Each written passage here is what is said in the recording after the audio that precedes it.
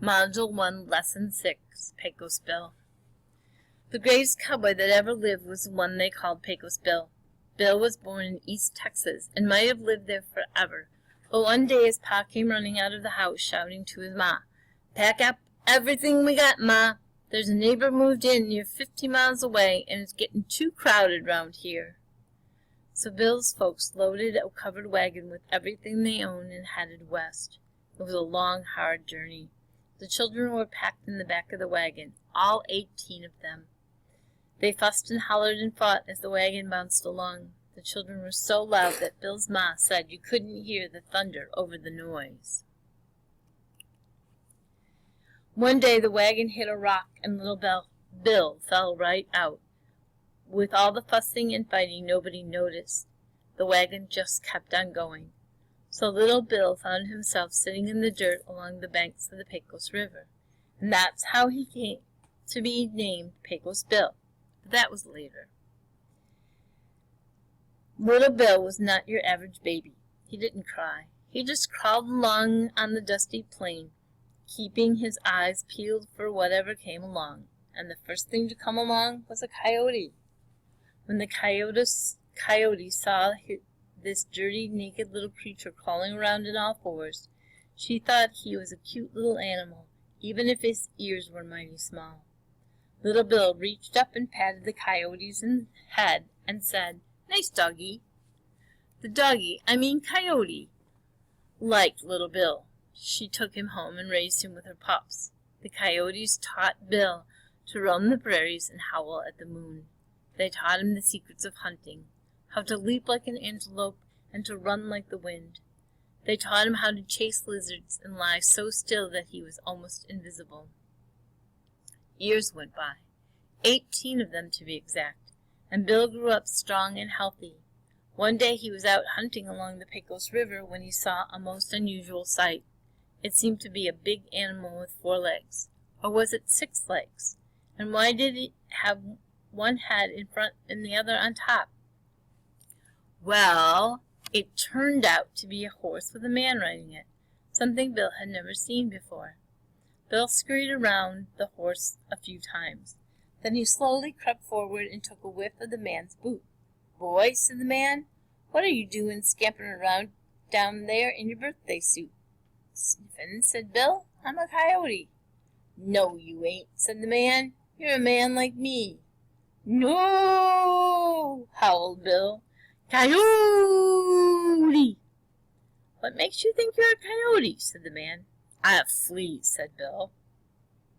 "So what?" said the man. "Lots of men here in Texas have fleas." But Bill was not persuaded. He was sure he was a coyote. "Here's the thing," said the man. "Coyotes have pointy ears and bushy tails, and you don't." "Yes, I do," cried Bill. He felt sure he had a tail, just like all the other coyotes. He looked over his shoulder, but couldn't see one. He reached back to grab his tail, but he could not feel one. He backed up to the river and looked for his tail in the reflection, but it was not there. Bill was surprised. He thought for a moment, and then he decided the man must be right. If he didn't have a tail, he was not a coyote. If he wasn't a coyote, he must be a man. Bill decided he'd have to say farewell to his 4-legged friends and try living as a man. He went to stay with the man who just so happened to be a cowboy. The man gave Bill some clothes to wear and a horse to ride. He also gave Bill a nickname, Pecos Bill. At first Bill had trouble living like a man. He couldn't stand the way his clothes scratched and pulled at his skin, or the way his boots came between his bare feet and the good old dirt. And he couldn't see the need for a knife or fork when it was just as easy to use your fingers to pick up your meat and tear it with your teeth. Bill learned to act like a man, but he still had a spark of wildness in him, and it would flash out from time to time. One day he was out riding on his horse when he was surprised by a mountain lion. The mountain lion scared Bill's horse away and charged right at Bill. But Pecos Bill was too quick for that mountain lion. He dodged the big cat and then hopped right onto his back.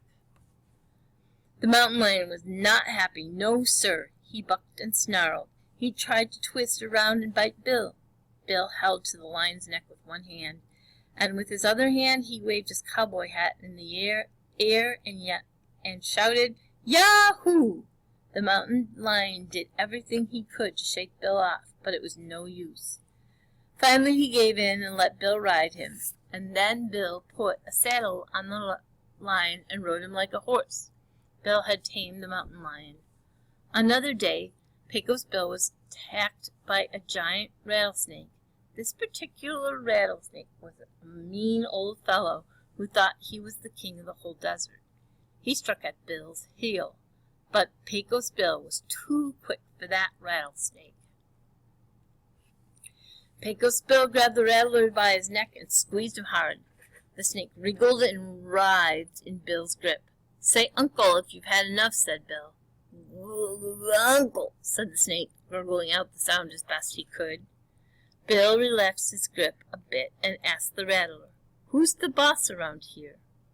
"I was," said the snake, "but now you are." "Well," said Pecos Bill, "how'd you like to come to work for me?" "Sure thing," said the rattler. The rattler just looked at Pecos Bill with admiration and purred like a kitten. Pecos Bill had squeezed all the meanness right out of that snake. Next, Pecos Bill rolled the rattler up into a coil and rode away on his mountain lion. On the way back to camp, he spotted a runaway cow. He grabbed the rattler and tied a loop at one end of him to make a lasso. Then he rode after the cow, swinging his lasso above his head. When he was close enough, he tossed the loop end of the snake over the cow. Pecos Bill jumped off the mountain lion and pulled the lasso tight, stopping the runaway cow right in its tracks. Pecos Bill brought the cow back to his friend, the cowboy. After that, he taught all the cowboys at the ranch how to use a lasso to catch a runaway cow. He taught them other things, too. He taught them how to tame wild horses by riding him, just as he had done with the mountain lion. He even taught them how to sing cowboy songs around the campfire at night in a voice that sounded a lot like the lonesome coyote howling at the moon. Pecos Bill was famous for his riding skills. He once rode a wild Mustang called Backbreaker that no one else could ride. But that story pales in comparison to the time he rode something that no other man had before, and I reckon no man will ever again, a cyclone. That's right. Pecos Bill lassoed a cyclone with his rattlesnake lasso and jumped on its rip-roaring back. The cyclone spun fiercely, trying to throw Bill off, and went spinning this way and that way across the deserts of Arizona, trying to knock Bill off by rising up into the air and digging down into the ground. Pecos Bill didn't let go until that cyclone spun itself out of energy, and by that time the two of them had carved out a deep canyon. If you ever go to Arizona, you can see that canyon today. It's called the Grand Canyon.